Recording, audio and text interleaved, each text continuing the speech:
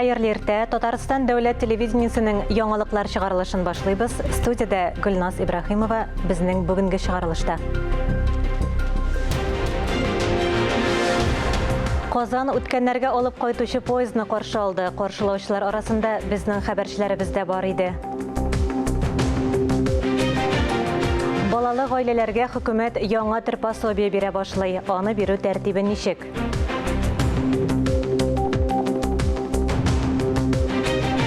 120 тонналы күчтәнәч Татарстан халкы авыр хәлдә калганнарга ярдәм кулы суза.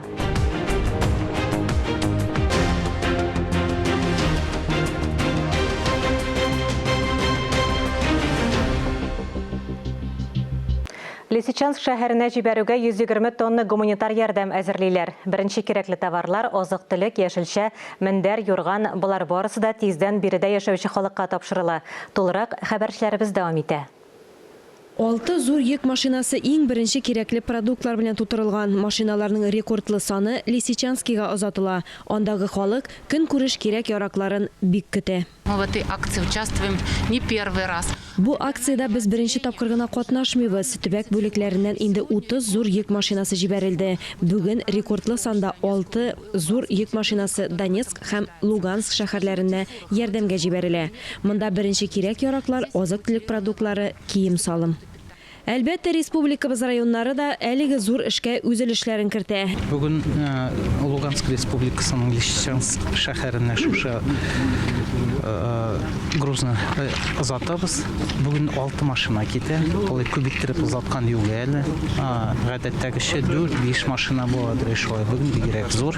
Айруча бүген бөтен шушы ярдәмне җыйган кешеләргә бик зур рәхмәт әйтәсебез килә. Әмма айруча бигрәк Буа районы, Арча районы, Сарман һәм Апас районы. Әйтик, Менделеев районы Лисичанск халкы өчен 9 тонна бәрәңге җыйды. Азнакайлылар юрган мендәрләр җибәрде. Гомумән алганда әлеге эштә бар халыкта бердәм булып ярдәмгә ашыга. Алия Галиуллина, Диана Дасаева, Альберт Сафиуллин, Татарстан яңалыклары. Махсус хәрби операциягә мобилизацияләнгән Татарстан солдатларына ярдәм йөзеннән игълан ителгән акча җыю башлангычы дәвам итә. Хәзерге вакытта республиканың төрле почмакларыннан килгән ярдәм белән аеруча мөхтәсибәтләр тырышлыгы белән 5 миллион сумнан артык акча җыелды. Шушы акчаның 2 миллион 500 мең сумына 14 мең хәләл тушонкалар сатып алынды. Аларның гомуми авырлыгы 5 тоннаны тәшкил итә. Казандагы складларның берсенә шуларның беренче партиясе 5 мең тушонка китерелде. Алар махсус хәрби операция кырларына җибәрелә. Шулай ук Татарстаннан чакырылган солдатларга махсус хәрби операция кырларына хәләл ризык җибәрү өчен акча да җыю дәвам итә. Аны Татарстан Республикасы мөселманнары дини нәзарәтенең Зәкат хәйрия фонды башкара. Сорауларыгыз булса 225 33 22 телефоны буенча шалтыратырга мөмкин. Россиядә 1 гыйнвардан аз киремле гаиләләр өчен универсаль пособие бирелә башлый. Башка социаль түләүләрдән ул үзгәме, аның нинди өстенлекләре бар? Бу сорауларга җавапны хәбәрчебез Мөршидә Җиһан җиткерә. Киләсе елдан 6 төр ярдәмне үз иченә алган универсаль пособие гамәлгә кертелә. Бу элеккеге социаль түләүләрне бетереп яңасын билгеләү түгел, гамәлдәге социаль ярдәм чараларын берләштерү дип белдерде Россия пенсия фондының Татарстан бүлеге идарәчесе Эдуард Вафин. Балалары булган гаиләләргә, йөкле хатын-кызларга бердәм универсаль пособие кертү турындагы чыгышында кайбер норматив хукукый актларга өстәмә үзгәрешләр кертелүен һәм кемнәргә бирелүен аңлатты. Универсаль пособие йөклелекнең башлангыч чорында медицина оешмасында тергәлгән хатын-кызларга мәҗбүри социаль иминиятләштерү үтмәгән яшь ярымга кадәр баласы булган әниләргә, беренче бала туган әниләргә яисә тәрбиягә бала алучыларга, икенче баласын тапкан әниләргә, 3-тән 7 яшькә кадәр балалары булучыларга, 8 яшьтән 17 яшькә кадәр балалар булучыларга бирелә. Пособиенең күләме Татарстан Республикасында баланың яшәү минимумына бәйле. Ул 11852 сум. Димәк, бала өчен айлык түләү 5926 сум. Гаиләнең җан башына гомуми уртача кереме бер кешегә яшәү минимумыннан кибрәк булса, түләү күләме 75%-ка, ягъни 8899 сумга кадәр арта.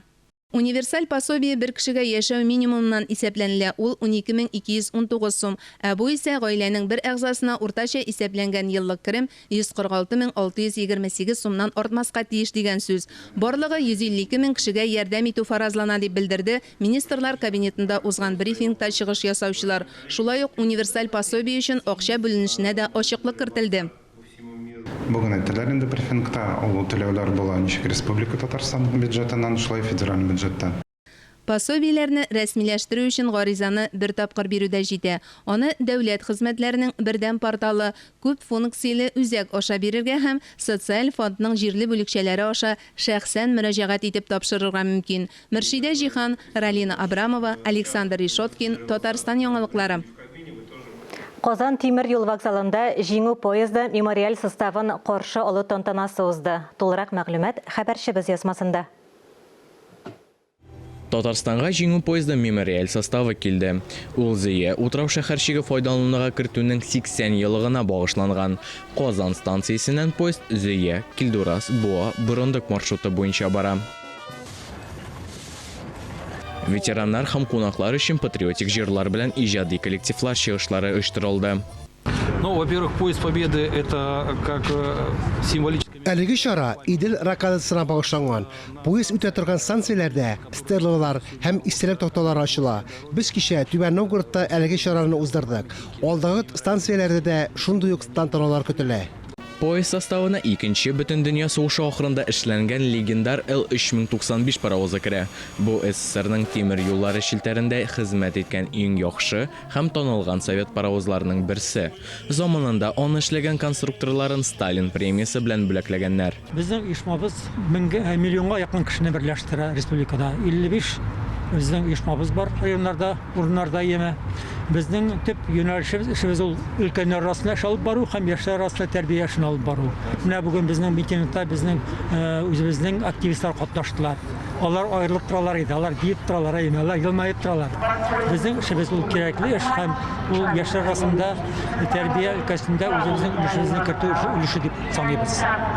Чараны уздыру вакытында платформаларда хәрби техниканың күргәзмә үрнәкләре һәм истәлекле даталы плакатлар урнаштырылды. Эта Волжская ракада была построена просто в невероятных условиях. И мы хотим, чтобы вот эта память передалась нашим детям и нашим внукам. Мы должны помнить об их подвигах и должны их обязательно уважать.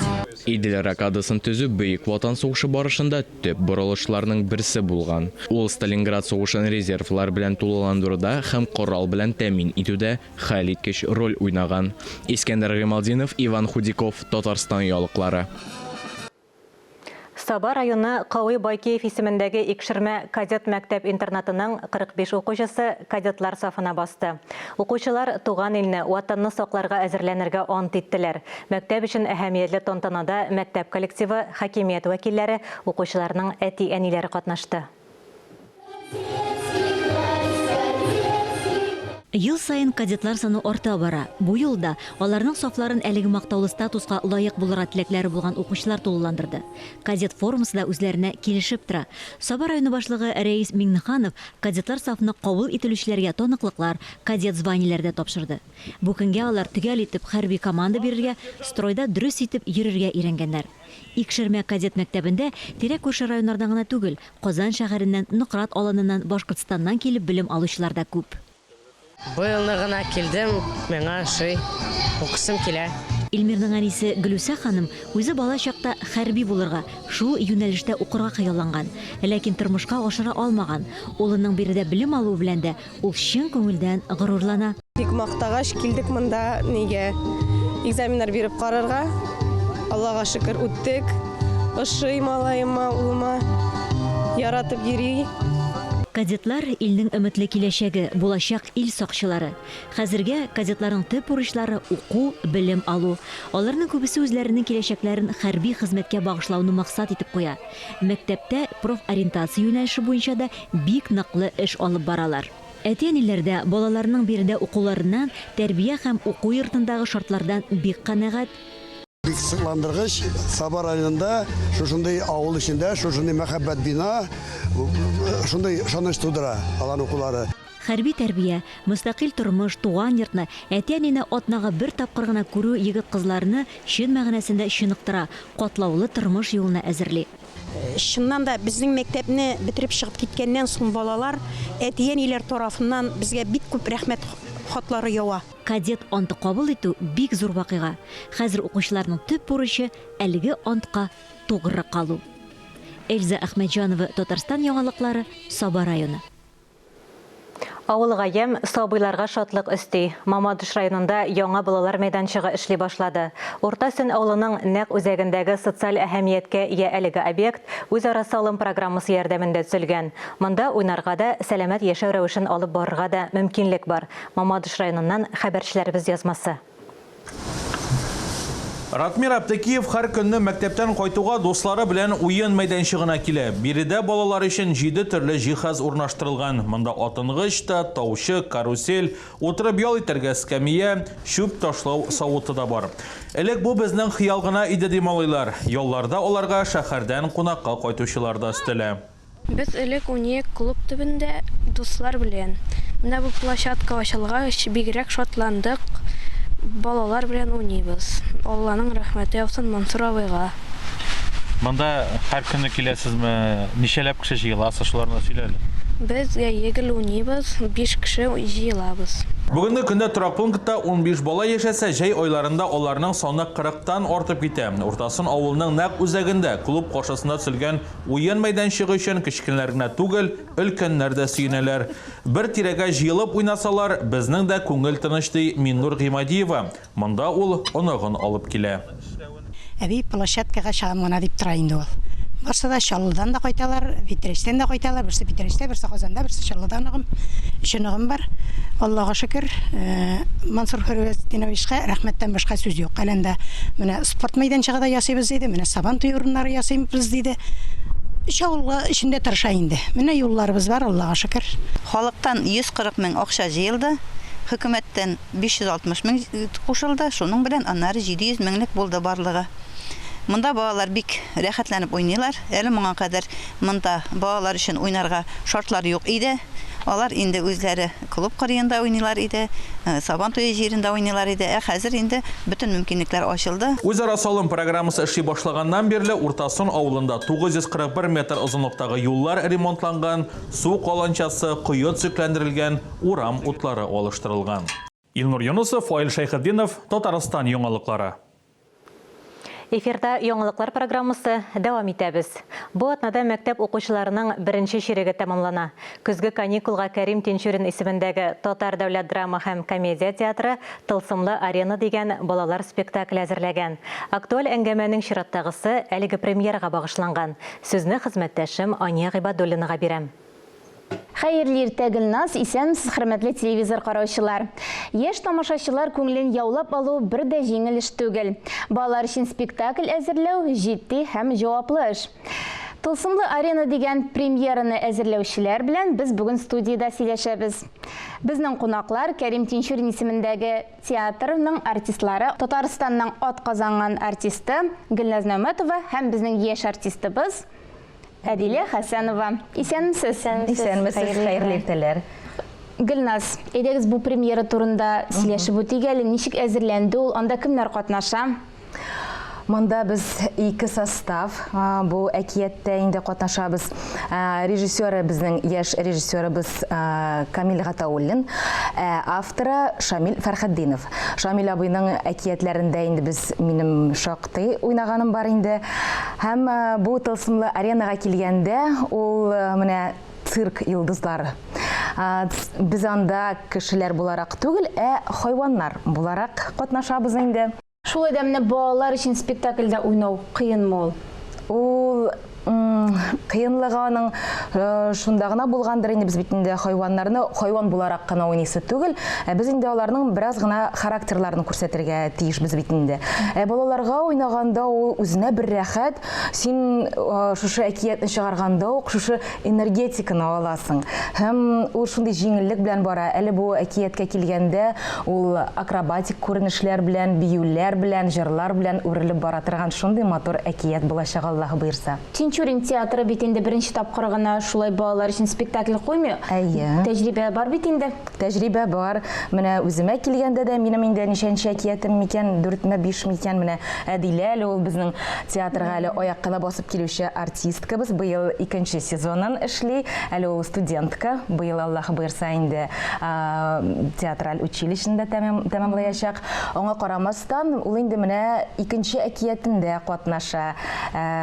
Менә аңа килгәндә инде ул театрда инде шактый гына нидә туплады инде, тәҗрибәдә туплады 6нчы роль микәнме? Әдиләнең үзе белән дә сөйләшеп алды. Әдилә, кем булып уйныйсың син бу спектакльдә? Мин Австралия циркыннан килгән Зәбирә ролен башкарам. Минем акцент белән сөйләшәм. Һәм бу бик кызык роль минемчә. Зебра, Зәбирә дип кушалар. Яшьләргә аеруча җиңел биреләдер инде ул, әйеме шундый балалар белән эшләү. Ну кызык, кызык. Әйтәм бит инде әкият чыгару ул үзенә бер ничектер менә аны җиңел чыгарасың. Ул җиңел белән бара шундый атмосферада театрда шундый теге әкияти кебегрәк дип әйтим мисал. Алар тамашачылар да бит әле, алар шундый самими. Менә балаларга уйный башлагач, ул инде бөтенләй башка булачак. Без инде аны ул бәлкем интерактивны да булып китәчәк ул. Чөнки балалар бит алар аралашалар, алар бит мондый тамашачы кебек кенә түгел, алар катнашып утыралар. Алар үз сүзләрен барыбер әйтәләр. Безгә дә инде алар белән сөйләшергә туры киләчәк.